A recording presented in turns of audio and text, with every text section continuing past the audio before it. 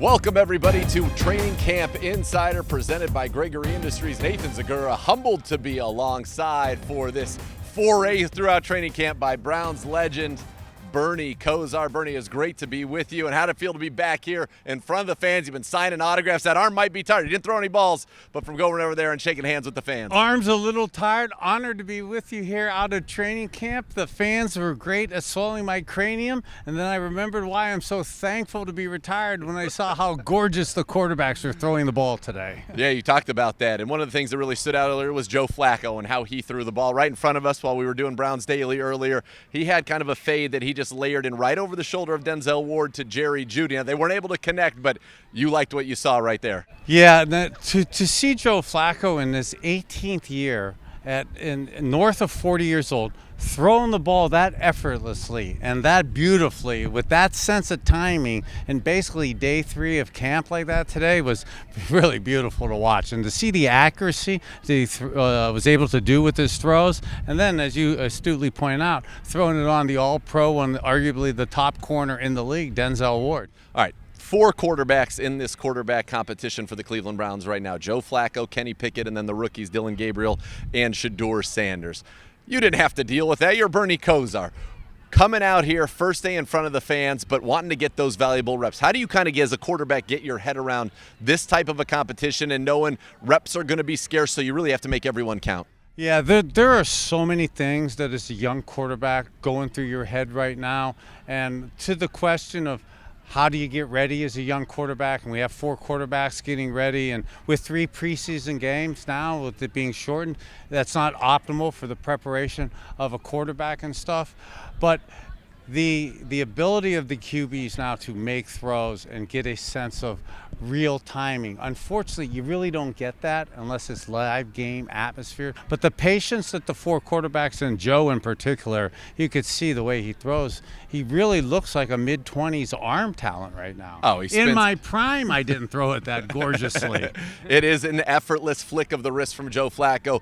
So kind of every day here on Training Camp Insider, we're going to try to give you kind of top level what happened here today. Some of the big news: Cedric Tillman had to leave with what looked like a lower leg injury after a red zone pass. Tried to get up to get it, didn't get back up, and ended up walking in with the trainers. We saw Joe Flacco get the first reps in 11-on-11, and we saw something a little different. The 1s and 2s went early in those 11-on-11s, and it was just Joe Flacco and Kenny Pickett. Each got a turn with the 1s, each got a turn with the 2s. But Bernie, if we had to pull out the scorecard today, the defense, and especially that defensive front, was relentless. Yeah, Coach Schwartz, the defensive line, this is a cliche you hear all through training camps, that the defense is typically ahead of the offense.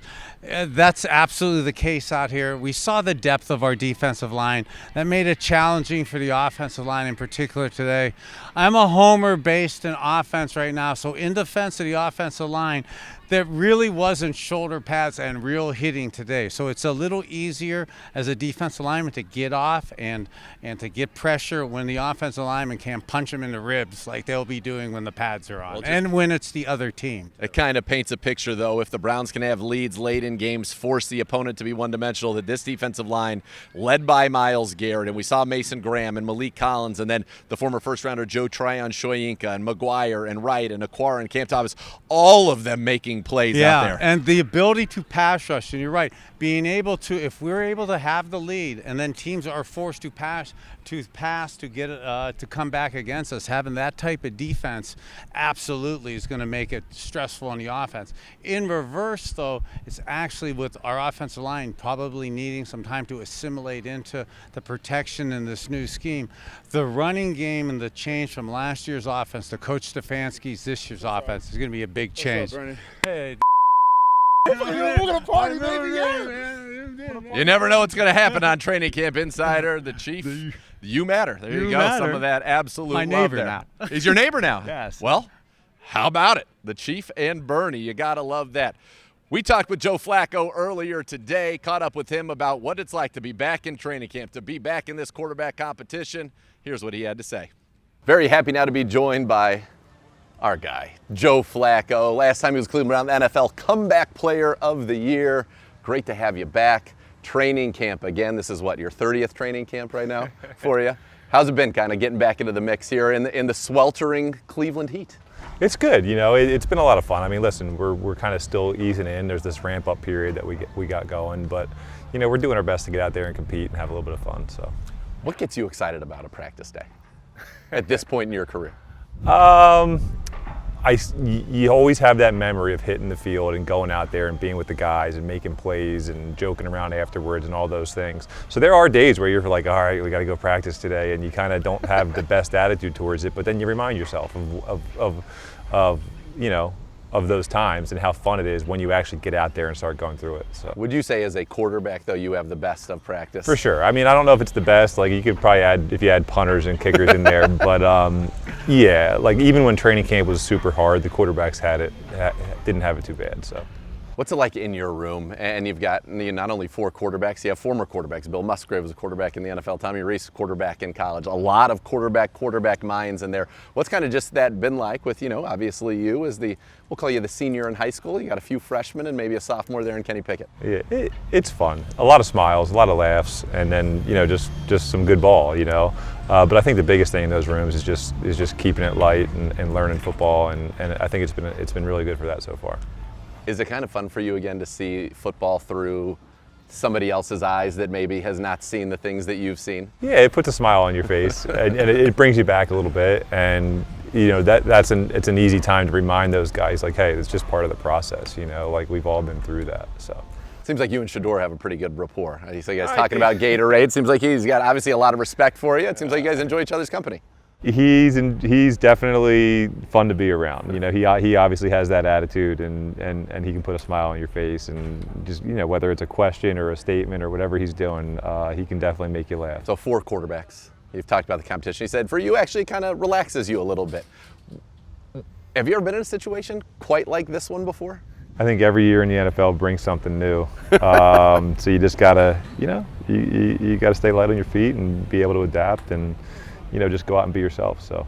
It's been nice, though. Last time I remember being in UCLA, and here you came onto the football field, and there we have that magical run. You throw for 300 yards every game, setting the world on fire. Flacco fever running wild here in Cleveland. It's been nice actually to have a full offseason in the offense with Kevin Stefanski and kind of be through a normal routine for it as you get ready for this season? Yeah, for sure. I mean, listen, this is what I love to do. So to be around a building, for as long as you can and be around the guys longer rather than shorter is always a lot of fun and definitely more ideal than kind of coming in halfway through.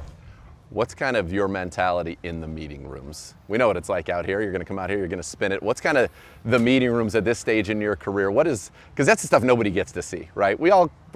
Fans are going to be here today. We're going to watch practice. They're going to get to see you throw the football. But that's a lot of the work that goes into playing your position. I think my mentality is kind of the same as it's always been. I think there's obviously things that I know more of nowadays without having to, spend so much time on it. But my mentality is the same. You jot things down and it helps you remember them, and you stay focused and in the moment, and you ask questions about the little things because you could always learn something new, and you always need little brush ups on things. And it ultimately is about coming out and being on this field, but I know the best way to be yourself on this field is to pay attention in those meeting rooms and have it wired so that you can just come out here and be yourself.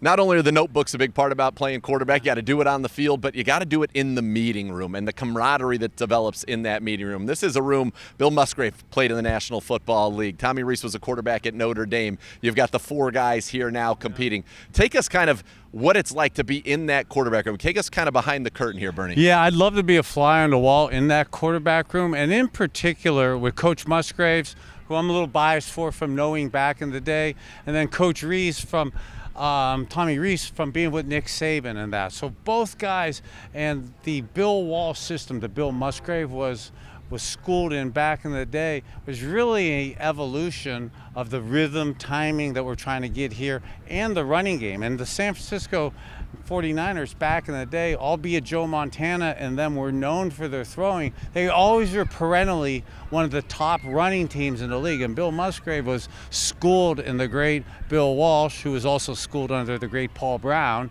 here. So that type of evolution, I really think is healthy for our young quarterbacks. Yeah, and this is going to be a system that we had talked about that you think suits these quarterbacks very well, particularly the rookies. Even Kenny Pickett, you never got to see him in this offense where he can be under center, where you can get that ground game going and then use that play action to hit the shots when they're available. Absolutely. This is not, and as we said on the air earlier on CBD Daily, or we talked off the air, this is not just trying to say this to be positive and not trying to be negative on last year's system. The spread shotgun offense does not work consistently in the NFL and I believe in college anymore if you want to be a championship team.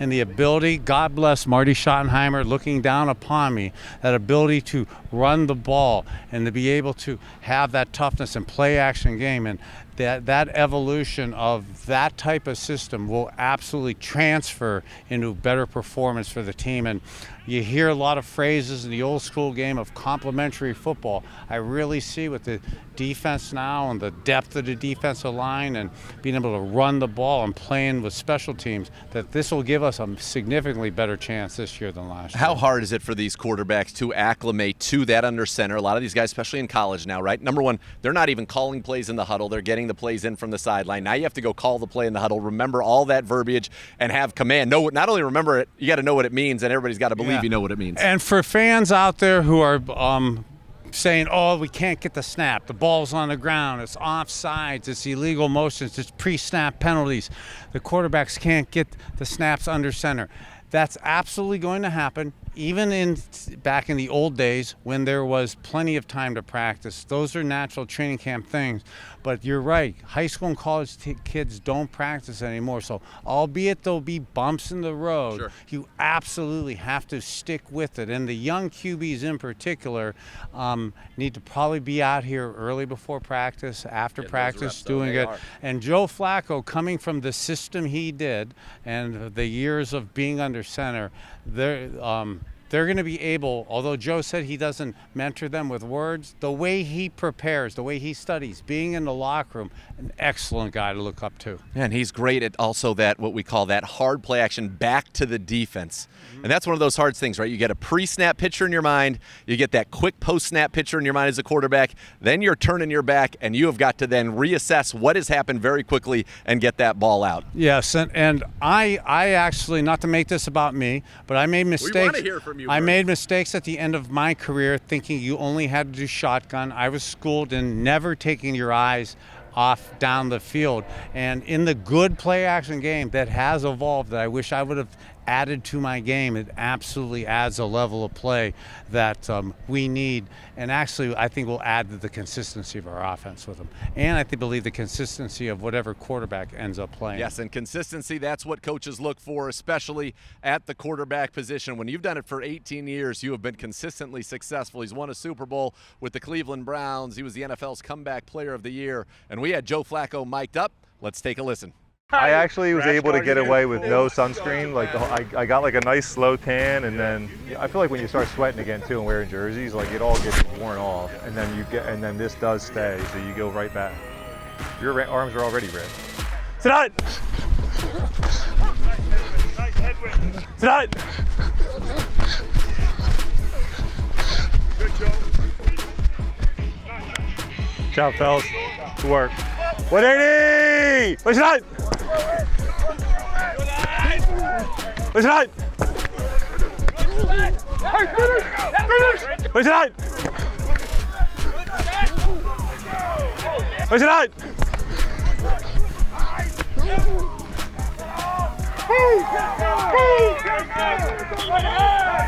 Give you a handshake, baby.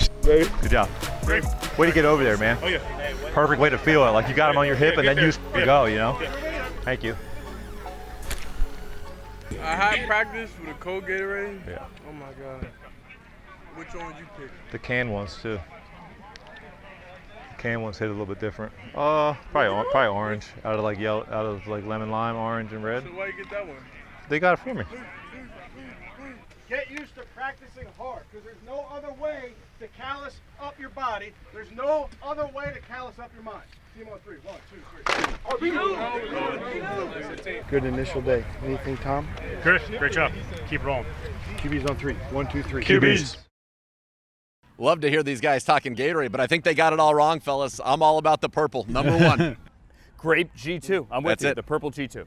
I just love the way the veteran knows that he's might for practice and He's not knows giving how, anything exactly away. how to say it. Yeah, by the way, the G2, very good. Very good. Lighter on the sugar. All right, we welcome in the play-by-play voice Gentlemen. of your Cleveland Browns, Andrew Siciliano. And Andrew, we'll talk about practice in just a second, but some news before practice. Jordan Hicks announcing his retirement, and now all eyes on the 33rd pick in this year's draft, linebacker Carson Schlesinger. Listen, Jordan Hicks fought through a lot last year. Injury Yes. after injury after Last couple hospital years. after. Yeah. So I get it. I totally get it, and he really hasn't done anything other than his Instagram post, but you gotta go next man up here. And that next man up is going to be a rookie. And if he is the green dot, if Carson Schlesinger is the green dot guy, and all indications are he is built to handle it, right? We've talked about his intelligence. He and Jason Tarver, all their UCLA, science classes that you and I, well, maybe Bernie could have gotten into, but none of us could have handled. He can handle it, but you don't often see a rookie middle linebacker wearing that green dot. Junior Colson really didn't do it much last year in LA with the Chargers, but he was in a system he played in college with Jim Harbaugh. You had Edgerrin Cooper in Green Bay, didn't really happen.